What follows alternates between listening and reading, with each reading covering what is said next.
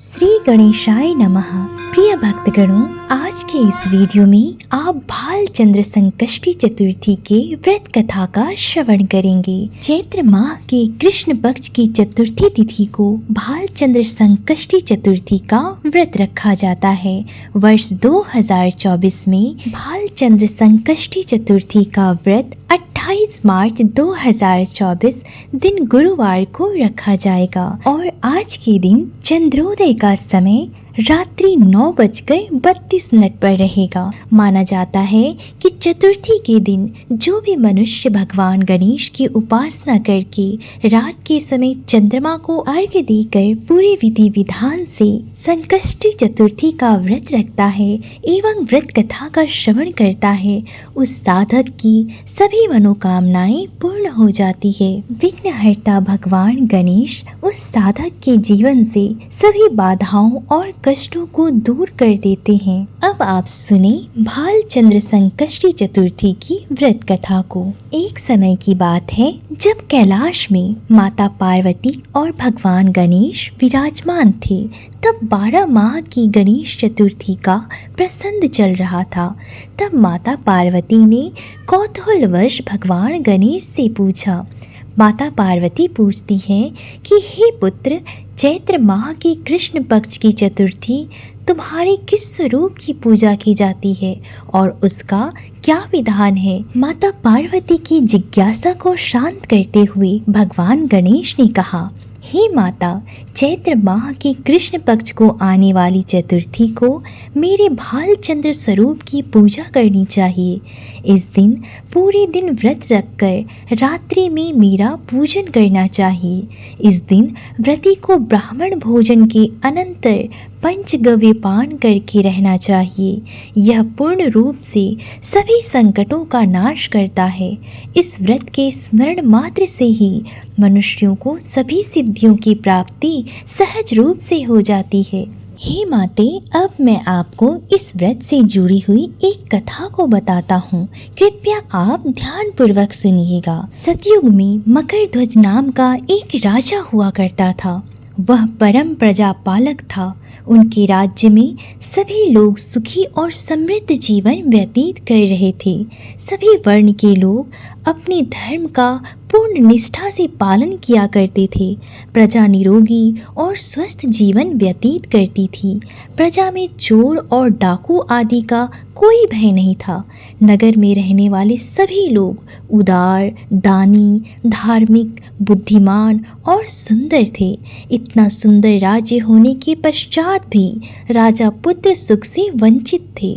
पुत्र रत्न की प्राप्ति हेतु उन्होंने कई यत्न किए। अंततः महर्षि याज्ञवल्क्य की कृपा से उन्हें पुत्र धन की प्राप्ति हुई। पुत्र रत्न की प्राप्ति होने पर राजा की खुशी का कोई ठिकाना नहीं रहा।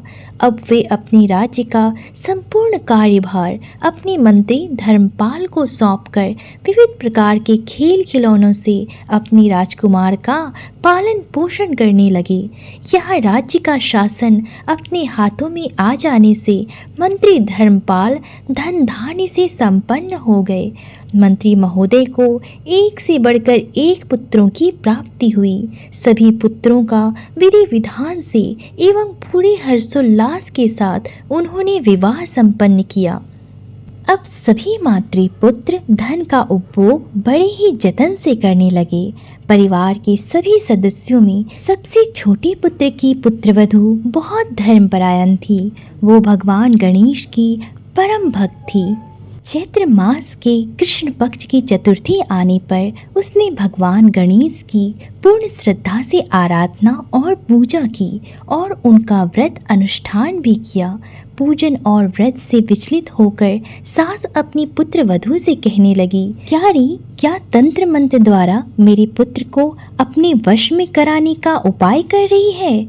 अपनी सास द्वारा बारंबार निषेध किए जाने पर भी अपनी पुत्र वधू में कोई बदलाव आता न देखकर सास पुनः बोली, अरे दुष्टा, मेरे बार बार कहने पर भी तू मेरी बात को अनदेखा कर रही है।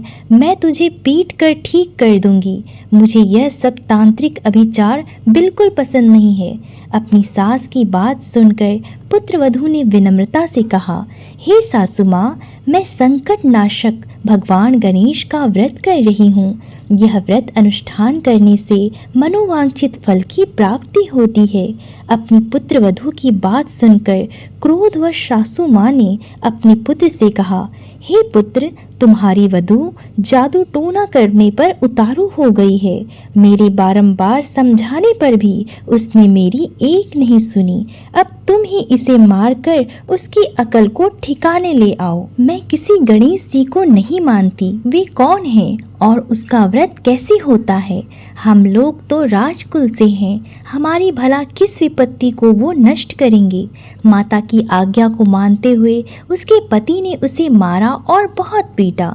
इतनी पीड़ा को सहन करते हुए भी उस पुत्रवधू ने व्रत को पूर्ण किया और व्रत के अंत में वो भगवान गणेश जी का स्मरण करते हुए प्रार्थना करने लगी और कहने लगी, हे विघ्नेश्वर, हे गणपति, आप हमारे सास ससुर को अपना परचम दिखलाइए ताकि वो आपकी महिमा को समझ पाए और उनके मन में आपके प्रति श्रद्धा भाव जागृत हो जाए। अपनी भक्त की करुण पुकार सुनकर भगवान गणेश जी ने देखते ही देखते राजा के पुत्र का अपहरण कर उसे धर्मपाल के महल में कहीं छुपा दिया। उसके बाद राजकुमार के सभी वस्त्र अलंकारों को उतार कर राजमहल में फेंक दिया और खुद अंतर्ध्यान हो गए। इधर राजा ने प्रेम पूर्वक अपने पुत्र को पुकारा, किंतु उन्हें कोई प्रत्युत्तर नहीं मिला। प्रत्युत्तर ना मिलने पर उन्होंने शीघ्रता से अपने पुत्र की खोज शुरू कर दी। राजा को अपने महल में पुत्र की पुष्टि ना होने पर वो शीघ्रता से मंत्री धर्मपाल के महल में गए और वहां जाकर अपने पुत्र को खोजने लगे। उन्होंने सबसे पूछा, मेरा राजकुमार कहाँ है? यहाँ उसके सभी वस्त्र और आभूषण मिल गए हैं, किंतु मेरा राजकुमार कहाँ चला गया है? किसने ऐसा निंदनीय कार्य किया है? हाय, मेरा राजकुमार कहाँ चला गया? ऐसा कहते कहते राजा विलाप करने लगे और राजा की व्याकुलता धीरे धीरे बढ़ने लगी। राजा की दशा को देखकर मंत्री धर्मपाल ने कहा, हे राजन, आपका चंचल पुत्र कहाँ है? उसका मुझे कोई पता नहीं है, किंतु मैं अभी पूरे राज्य में बाग बगीचे आदि स्थानों पर उसकी खोज आरंभ करता हूँ। उसके बाद व्याकुल राजा नौकरों, सेवकों आदि से कहने लगे, हे अंगरक्षकों, हे सेवकों, मेरे पुत्र का शीघ्र पता लगाइए। राजा का आदेश मिलने पर राजा के पुत्र की खोज जोरों शोरों से शुरू हो गई, किंतु राजा के पुत्र का कोई पता नहीं चला। जब राजा के पुत्र का कहीं भी पता न चला, तब वो राजमहल में आके राजा के समक्ष डरते डरते यह निवेदन करने लगे, हे राजन, हमें क्षमा कर दीजिए। अभी तक अपहरणकारियों का कोई पता नहीं चला है।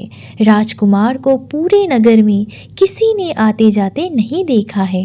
उनकी बातें सुनकर क्रोधवश होकर राजा ने अपने मंत्री को बुलाया और कहा, हे धर्मपाल, मेरा राजकुमार कहाँ है? मुझे साफ साफ बता दे कि मेरा राजकुमार कहाँ है। उसके सभी वस्त्र आभूषण मुझे दिखाई दे रहे हैं, केवल वही नहीं दिखाई दे रहा। अरे नीच, मुझे बता दे कि मेरा राजकुमार कहाँ है, अन्यथा मैं तुझे और तेरे पूरे कुल का नाश कर दूंगा। इसमें जरा भी संदेह मत रखना। राजा द्वारा डांट पड़ने के कारण मंत्री विचलित हो गए। मंत्री धर्मपाल ने राजा के समक्ष नतमस्तक होकर कहा, हे भूपाल, मेरा विश्वास कीजिए, मैं अभी पता लगाता हूँ। इस नगर में बालक अपहरणकर्ताओं का कोई गिरोह भी नहीं है, ना कि कोई डाकू आदि यहाँ वास करते हैं, किंतु पता नहीं किस नराधमी ने ऐसा नीच कर्म किया है और ना जाने कहाँ गायब हो गया है। धर्मपाल अब अपने महल आकर अपनी पत्नी एवं पुत्रों से पूछने लगा। उसने अपनी सभी पुत्रवधुओं को बुलाकर पूछा कि यह नीच कर्म किसने किया है।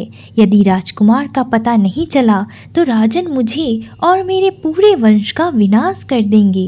अपने ससुर की बात को सुनकर सबसे छोटी पुत्रवधु ने कहा, हे पिताश्री, आप इतने चिंतित क्यों हो रहे हैं? यह सब भगवान श्री गणेश की लीला है।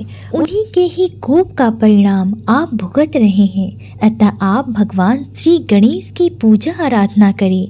अगर राजा से लेकर नगर के सभी प्रजाजन पूर्ण श्रद्धा के साथ गणेश जी की चतुर्थी का व्रत करें तो व्रत के फल स्वरूप भगवान गणेश जी राजकुमार को अवश्य लौटा देंगे।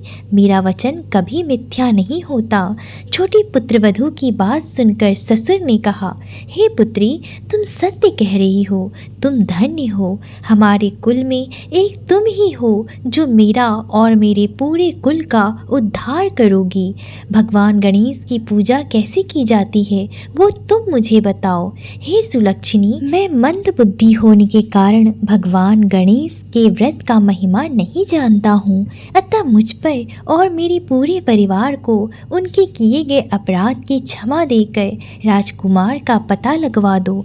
तब सभी लोगों ने भगवान श्री गणेश जी का कष्टनाशक चतुर्थी के व्रत का अनुष्ठान किया।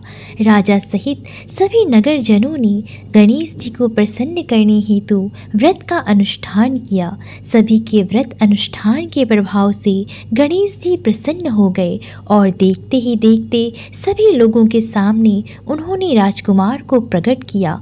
राजकुमार को अपने समक्ष देखकर राजा सहित सभी नगरवासियों की खुशी का कोई ठिकाना न रहा। वो बस राजकुमार को आश्चर्यचकित होकर देखने लगे। राजा अपने पुत्र को पुनः प्राप्त करके खुशी से फूले नहीं समा रहे थे। भगवान गणेश की लीला को देखकर वो नतमस्तक होकर कहने लगे, भगवान गणेश जी, आप धन्य हो और धर्मपाल, तुम्हारी छोटी पुत्रवधू भी धन्य है, जिसकी कृपा से आज मेरा पुत्र यमराज के वहाँ जाकर भी दोबारा लौट आया। अतः आप सभी नगरजन इस संतानदायक व्रत को विधिवत करते रहें। श्री गणेश जी बोलते हैं, हे माता, इस व्रत से बढ़कर इस लोक तथा सभी अन्य लोकों में और कोई व्रत नहीं। इस कथा का श्रवण युधिष्ठिर ने भगवान श्री हरि कृष्ण से सुना था और इसी चैत्र माह के कृष्ण पक्ष को आने वाली चतुर्थी का व्रत करके उन्होंने अपने खोए हुए राज्य को पुनः प्राप्त किया था। सभी भक्तगण एक बार प्रेम से कहें, गणपति भगवान की जय।